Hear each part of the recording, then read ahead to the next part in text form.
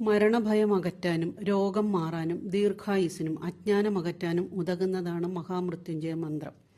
ഇതല്ലാതെ മഹാമൃത്യുഞ്ജയ മന്ത്രം ജപിക്കാവുന്നത് ഭസ്മധാരണ വേളയിലാണ്. ഈ മന്ത്രം ഒരു വട്ടം മാത്രം ജപിച്ചുകൊണ്ടാണ് ഭസ്മം ധരിക്കേണ്ടത്.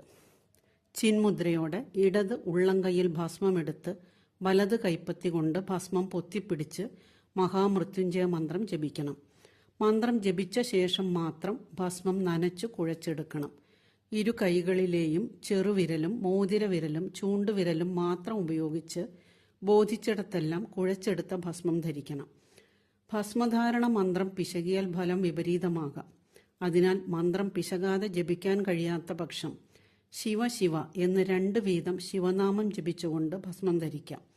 ഭസ്മധാരണത്തിന് ചെറുവിരലും പെരുവിരലും ഒഴിവാക്കി മോതിരവിരലും നടുവിരലും ചൂണ്ടുവിരലും വിനിയോഗിക്കുന്നത് ദ്വാപരയുഗത്തിലെ ഭസ്മധാരണ സമ്പ്രദായമാണ്.